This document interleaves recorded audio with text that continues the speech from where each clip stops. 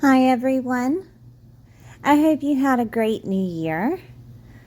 We're going to discuss the new moon in Capricorn. That's happening on January 11th, 2024 at 20 degrees and 43 minutes at 7:57 a.m. Eastern Standard Time. So this new moon is in Capricorn, and it will push you toward your goals, your structured plan, or set you up energetically to make realistic goals for yourself. Capricorn is willing to be flexible and adaptable if it means that these events will serve you in the long run. Okay? Now, a couple of things about new moons that I want to discuss with you is that when the sun and the moon meet on the same degree in the same sign, as they do for every new moon, the energies of emotions and happiness are alchemized together to make the individual feel as if they are starting a new journey of happiness and wholeness within their world. These energies are mixed with the sign that the new moon is, and in this case it's Capricorn, and will further you along in that area of your life. Moons are your emotional being. The sun represents your purpose and vitality, your light for living. Okay, so there are a few aspects that I want to go over with this new moon. We have a kite.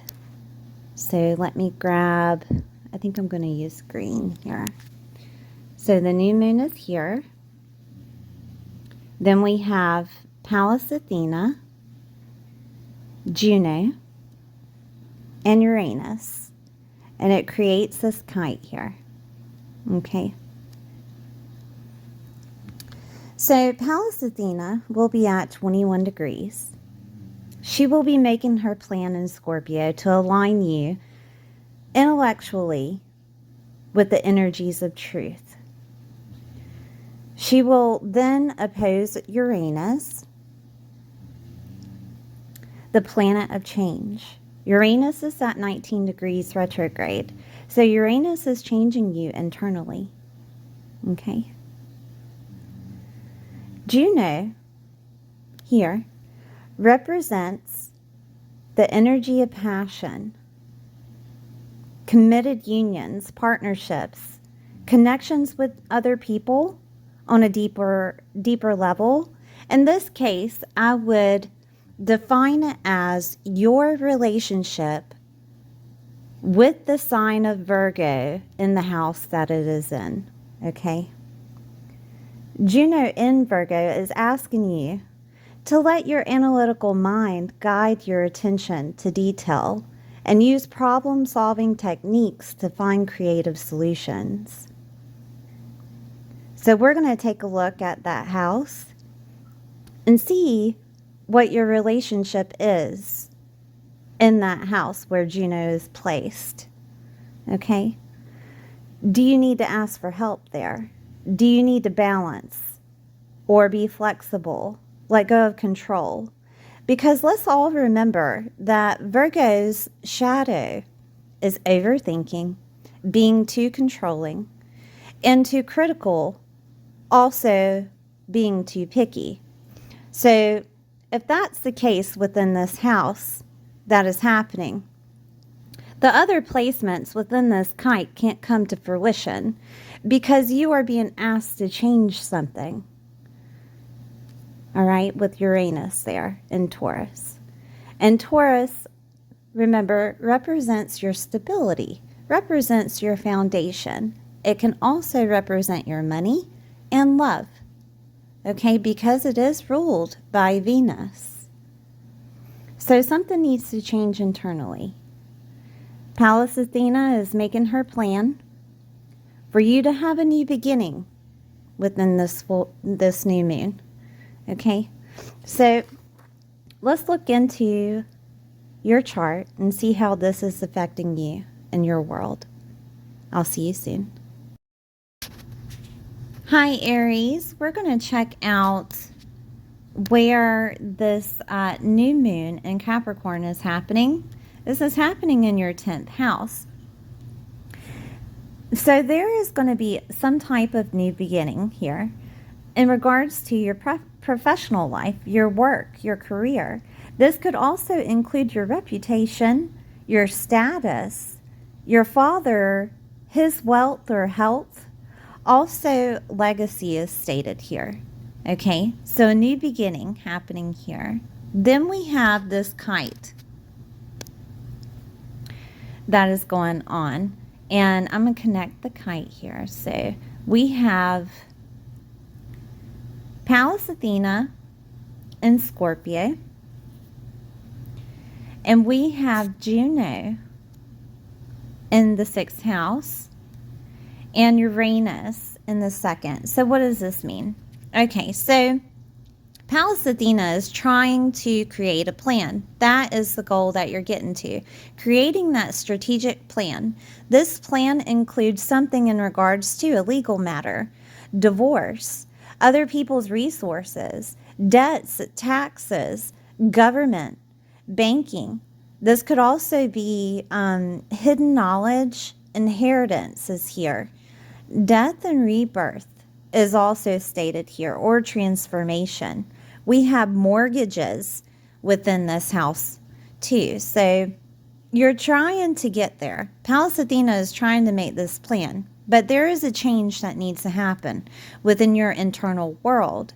So let's look at this change here, because Uranus is in Taurus, trying to change the way that you look at money, the way that you value certain things, your confidence within yourself, the stability that you have within. Okay, so we're going to see with Juno, your relationship to the 6th house. This relationship that you have with the 6th house is how you are looking at your health. Okay, are you disregarding your health? Do you need to exercise more, Aries, to be able to push those endorphins to keep you going, to have that drive? Also, Juno activated in this house represents the relationship that you have with your daily routine. Are you too controlled within your daily routine? Does it need balance? And how does this help this plan? Well, if you are good inside, then everything on the outside works for you as it needs to, right? If you are happy internally, then it will show on the outside. But to get there, you have to look at your relationship with this house. You have to look at your relationship with your work also employees that are surrounding you, or co-workers, right?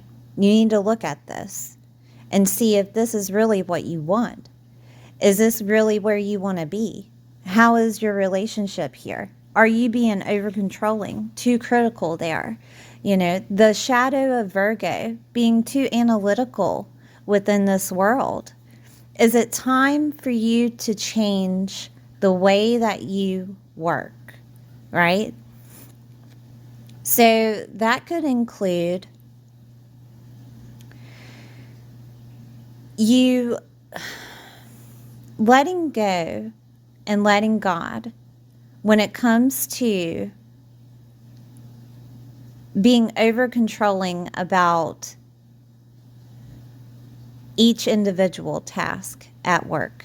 Okay, for example, I'll give you an example of my life, okay? Because I used to work in the construction office, and I was in charge of taking the project and analyzing it all the way down to the nails and screws, the material that you had to buy.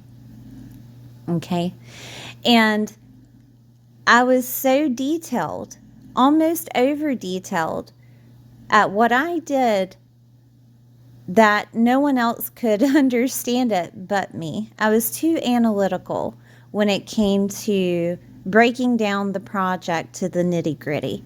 Okay. And this included money, right? The financials of it. I was too detailed in that area that no one could understand it but me. So I had to simplify it because other people would go in and look at the project because it was a shared network.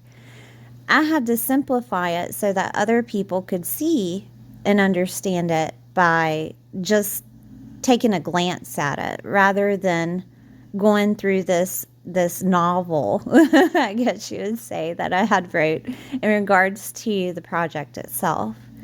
So I had to strategically place things and create icons for each part of the project, like chapters. And then inside of it, I could go into detail, but not as much detail because not everyone had the same outlook on the project and weren't over that part of the project, so they didn't need to see it, right? So I had to place it in chronological order, I guess you would say, for everyone to get the gist of the project. So maybe you're just being over detailed. Maybe you're being over critical in regards to whatever you're doing at work, or to others if you're over others. This might be a time that you see within yourself that you are a leader and that you would like to be at a place that appreciates you for that, or vice versa, that you want to give that responsibility to someone else because it's over for you, right? It could turn out either way, but it's really up to you. You have to look at your relationship in regards to that sixth house. This is also, are you taking care of your financial health? Do you need to be more analytical in regards to your financial health when it comes to working or finding another job or other people's resources that are involved with yours? Do you need to be more critical in regards to what you're spending your money on? In and out, right? That could be something. But it is something to ask yourself of, do you need to be more flexible in regards to that? Are you being too much of a tightwad when it comes to money, having money, spending money, right? That it could go either way. It could be really, really loose or too controlling in regards to finances. But you will be changing internally when it comes to your financial health, when it comes to your confidence in regards to yourself and what you do on a daily basis, okay? And what you do at work, right? The 10th house being in Capricorn, it already says that you are a structured leader. So when you take on that full blown, it depends on the type of person that you become. Are you in it for power is power, or can you use that power for love, right? Can you show others that they are willing to be a leader for themselves and that they are able or capable of leading their own self, right? Or are you just doing it for control? That is something that you would have to work out internally, right, Aries? But all in all, the 10th house is a new beginning. So you could decide to change your professional life, change your status if you wanted to, that, you know, because the 8th house does deal with divorce and stuff. So if you wanted to change your status, you could. It all depends on what's going on in your world, right? But there is going to be a new beginning there. And this could also include your father's health and wealth.